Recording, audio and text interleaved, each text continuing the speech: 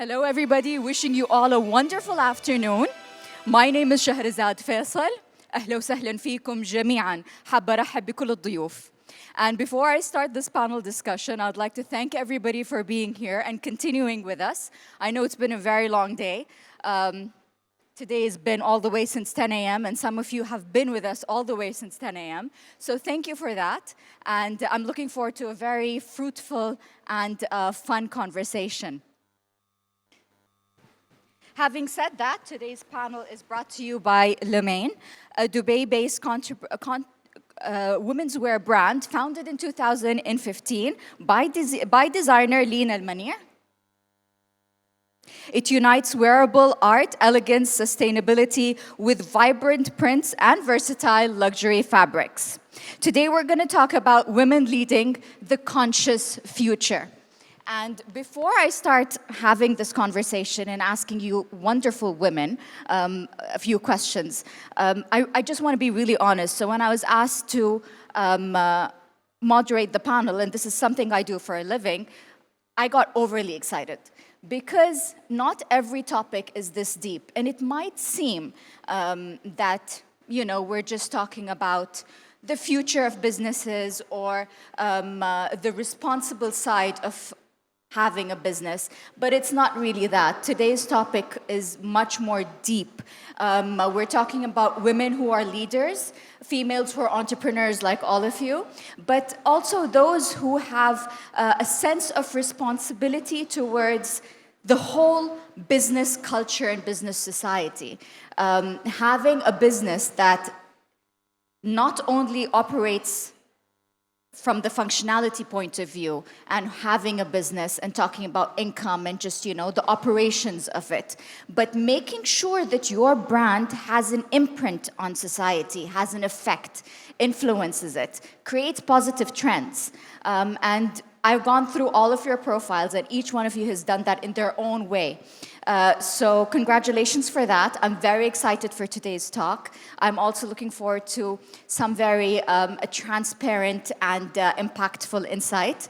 And I would like to congratulate everybody for being here. And I'd like to show and express my gratitude for having not only today's event, but having an Emirati Women's Day. And what a better way to talk about empowerment for females than having it here in Dubai, the place which has not only embraced all these cultures and has empowered us, but has also enabled growth economically and culturally.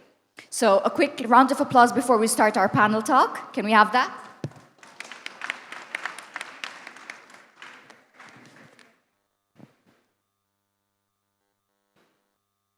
Before we start, I would like each one of you to give a quick introduction about yourself.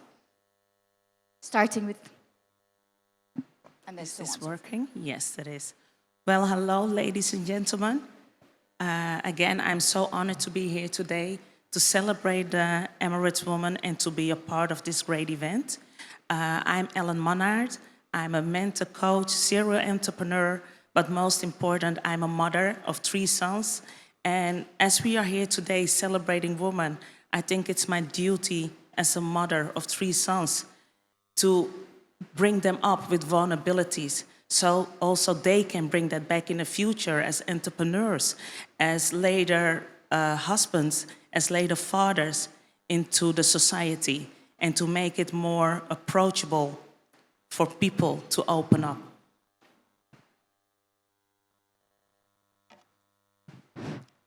Test. Thank you for having me here. I'm also very happy to be here on this day and in this event. My name is Layla Alhajjaj. I'm a serial entrepreneur, mainly in the hair and beauty industry. I own 2 salon brands, Boho Salon and Frequency Salon, and both of them are based on sustainability and tax-free products and changing the beauty industry from the inside out. And I'm also a mentor through a business management agency, working mainly with other women that have businesses also in the hair and beauty industry.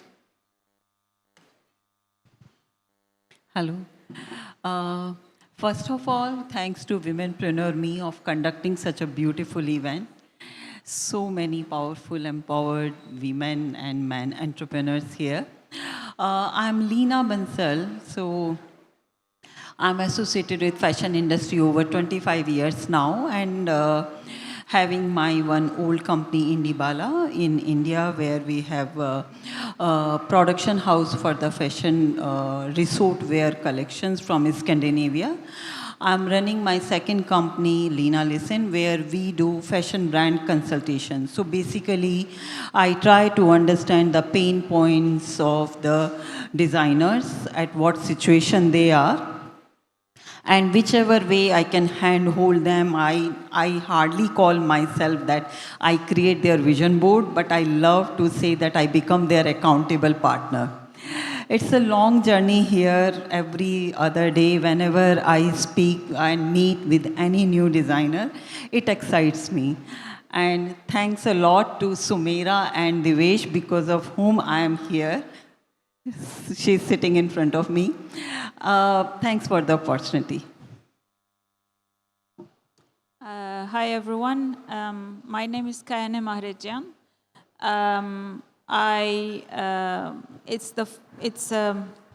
It's very interesting for me to see this many women in one place, because I come from the construction industry. So I come from a very male-dominated industry. And it's only 5 years that I'm in the fashion industry, where I'm dealing directly with women, understanding their needs. Because I think along the way, bits of me, as feminine, as strong as they are, have been sort of chipped off. So it's very refreshing to be around everyone. For me, I started my brand in 2019. I was working in Saudi Arabia at the time. And it was very interesting to see the movement that started in Saudi at the time for empowering women, and I just wanted to ride that wave. Later on in 2022, we took our brand to New York Fashion Week, and ever since, it's just been an exciting ride. So thank you for having me. Thank you all for being here. I'd like to start with my first question addressed to Ellen. Ellen, through the things that you advocate, you always ask females to embrace differences, and that is their unique point. How do you think that has helped in achieving uniqueness in brands and making authenticity a trend? Well, I think it's really important.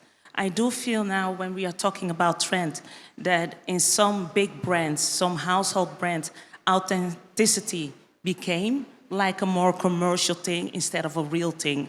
But I'm also seeing a huge change what I'm seeing from the moment that I started my brand, and I think that's about 12 years ago. It was a versatile, sustainable brand for women, a smaller collection, but produced in Italy, Milan. And my intention for that collection was to make it more compatible, to make it more human, to connect with women on real things, and not just the outside, not just the airbrush picture of having a fashion brand. And around that time, it was much more difficult to connect with that, and also with buyers, with stores, because they wanted the airbrush version of us as women.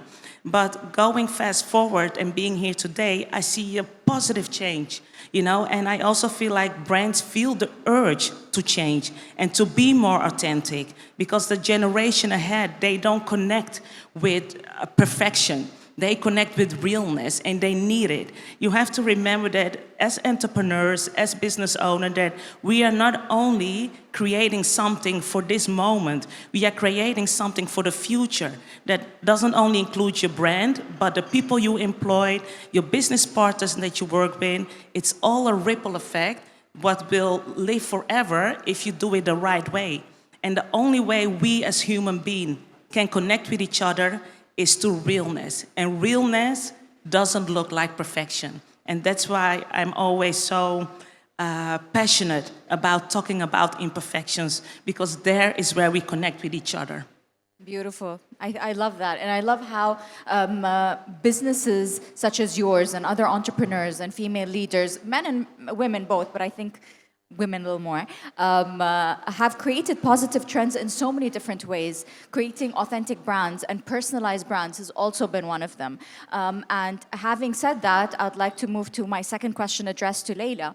And I find your entrepreneurial journey to be the most interesting when it comes to challenges for the following reason is because you have your business in the beauty industry. And that is not only a saturated industry, but it's also very heavy in relaying messages to the consumers, whether it's through beauty products or service-based businesses in the beauty industry. And I know that puts a lot of responsibility on the shoulders of conscious entrepreneurs such as yourself. But let us know how, I'm sure you went through a lot of challenges, but how you created that message and that social responsibility and how you injected that through your businesses. Thank you.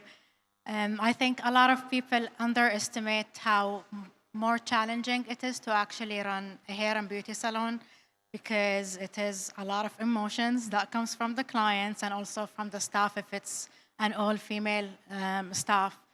And mainly because all the clients that are coming to the salons, they are usually just venting about all of their problems, whether it's from work or from home. And that requires a lot of big responsibility to make sure that every woman, when they leave, they're not just feeling confident with how they look, but they also feel so good in their own skin by how the hairdresser or the nail technician actually dealt with that conversation itself. But the challenge when how to stand out being in a very saturated industry is to me mainly all about the brand culture, because the brand culture is what really makes you different and what resonates and stay with the clients. And the brand culture should be all aligned with your values as a person and how you lead and how you show up, how your team feels at the end of the day, and how your clients also feel when they're leaving the salon. It's never about strategy or being different. It's more about the culture because that's what really stays at the end. In the beginning, when I first started, not many people knew about what sustainability is, especially in this part of the world. It was more of a concept that drawn to people from the West. Mm-hmm. If we tell them, or maybe we are a little bit more expensive because we're sustainable, our products have better ingredients, they don't have any chemicals. It wasn't something that they really cared about as much. But after COVID, there has been a very huge shift because people awareness has really increased and people care more about what products they put on their hair and on their skin as well. And because of that, I feel like we are way ahead of the competitors now because we've started ahead of the sustainability trend, which made us more authentic. Mm-hmm. We're not just jumping on the wagon because everyone's talking about sustainability now. And people can feel the difference, that we actually really care about the environment, that we care about the humans, we care about the animals, and we're not just using it to be different. I love that answer, and I love how you shed light on the fact that it's not just about a business, but our business today reflects and represents who we are, our value, and represents us as a society. At the end of the day, this is what's going to shape our society, the collective impact that all these businesses have on our value system, on our mentalities, on our thoughts, and sometimes our purchasing habits, correct? I'll move to Leena, and I really want to ask you, what is your message and what is the most passionate message you have and you want to implement through your business? Actually, definitely, sustainability and the consciousness and authenticity, these are the big factors coming out in the industry at the moment. And why it is coming out, what I feel is because of the consumers. Consumers have become conscious nowadays. They have started thinking before purchasing. Earlier, we had lots of mass production. I can give my views from fashion point of view because from this industry I belong to. But now, consumers, if they are buying two products from Zara, they would definitely love to buy something from an exclusive brand as well. Because a simple example, recently, I was in Europe this summer, and it was pretty hot there. And what I could see, in that hot weather, nobody was wearing any outfit which use any type of polyester, because it's no more sustainable. Your body cannot adapt it, and we are very careful what we are draping around, what we are comfortable with. And brands have realized this fact that recently only with the few designers we were discussing together, and they all go into the deeper level that if we are creating something in silk, because our body algorithm, the type of thread they are going to use, it works on the cellular level with our body. Linen, how comfortably it breathes. Cotton, why they are using cotton. So there are many reasons why consciousness and authenticity and the ethnicity is coming out. Not only this, what I am noticing, earlier everybody used to talk about what is the latest trend. Now, nobody consider latest trend. People consider what type of heritage, what type of craftsmanship, what type of art, from which part of the whole horizon we are bringing to the world. We are giving that to the brand. Because consumers have started looking out of it. Like in Dubai, what I have noticed now, we, apart from local population, we have got European expat community, we have got Indian expat community. Not only that, we have got, I think tourism is one of the biggest industry here. And whenever tourists are coming here, they are looking for some local artisans' heritage. And it is growing and growing at the rapid speed because of the demand. So I'm noticing that Dubai is becoming a melting pot for these international brands because of this uniqueness they are bringing here, and they are pretty much open to that, not only because of the local consumer but because of the tourist industry as well. So many shops in the mall, like in Dubai Mall, if we see, so many new stores are coming up with that hashtag store. I was checking into Dubai Mall. They are bringing so many exclusive brands there. Same in Nakheel Mall. Why? Because there is a market for it. So the authenticity, what they are bringing, belonging to some other particular art or the creativity, it is really helping the designers to keep themselves into the forefront, into the market. And maybe also pushing them towards having a more valuable message. Definitely. They've created that space where having a message, being conscious is a trend. And slowly, slowly it became a requirement because maybe brands in the region started feeling the pressure. And we don't want to just be a commercial brand, but we want to have our own message. We want to have our whole value system, our moral compass that represents us as a brand. And what I love from one of the things you said is, remember back in the day when being sustainable was just an idea or a habit that we looked at, something that was in the West. But today, because of these trends and the trends that businesses have brought, and leaders such as yourself have brought into their businesses, today sustainability has become a practice that's so common. People not only use it in their businesses, it's in their day-to-day lives, but it's because businesses found out their impact and their role in spreading awareness, and they want it to be unique. And that's how trends and positive trends and awareness and education is spread through just commercial portals. And that's so beautiful. Thank you.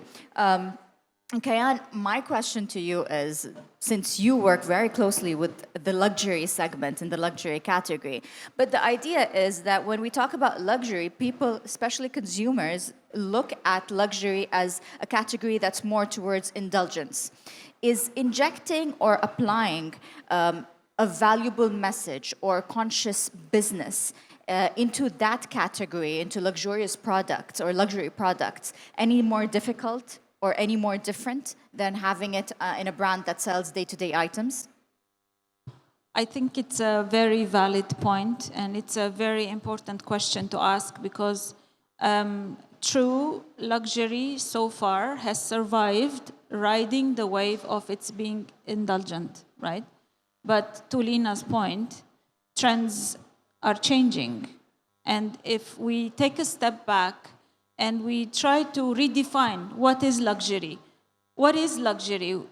It's really about exclusivity. It's really about becoming more into quality. Today, if you want to take quality time, that's considered luxury.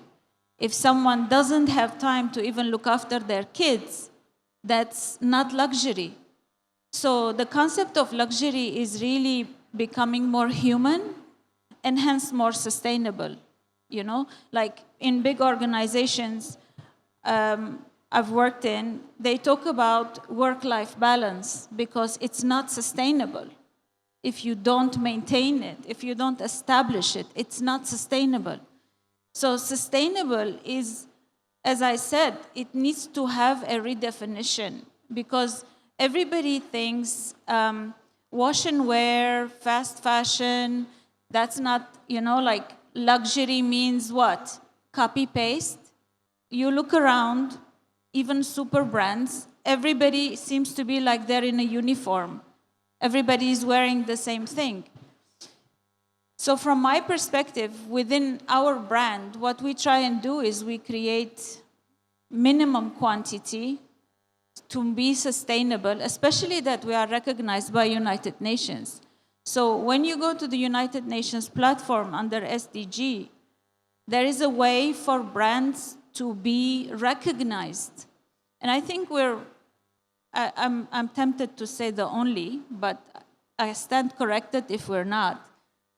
We are the only maybe UAE brand under United Nations registered as sustainable because it's not hard. There are like 17 goals you can tick the box for.